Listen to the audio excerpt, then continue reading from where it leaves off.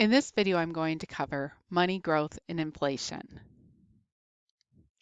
If real GDP is 400 billion, but the amount of money in the economy is only 100 billion, how are these transactions actually taking place?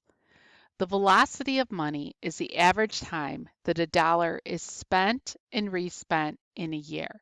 So in this example, the velocity of money would be calculated as 4. You take the 400 billion divided by the 100 billion.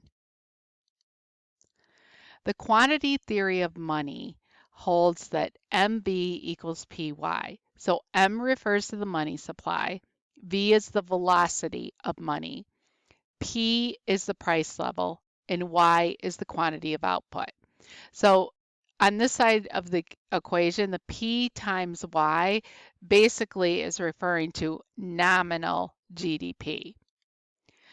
Assume that the velocity is relatively constant because people's spending habits are not changing and that output is not affected by the quantity of money because it's based on production, not the value of stuff produced.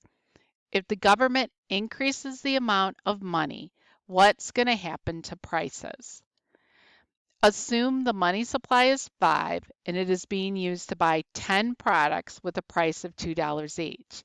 What would the velocity of money be? The velocity of money would be 4. If the velocity and the output stay the same, what will happen to the amount of money if it increased to $10? In that case, the price level would increase to 4. It would double. What happens in the long run, however, is important when the central bank increases the money supply.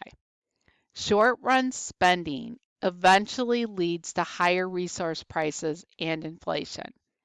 If inflation is bad enough, then banks don't lend and the economy would tank. The question is, if this is true, why do economists support expansionary monetary policy? Because they want to improve conditions in the short run. It might take too long if the economists sit back and the Federal Reserve does nothing. So here's a practice question, and the answer is C. And another practice question on this concept, and the answer is B.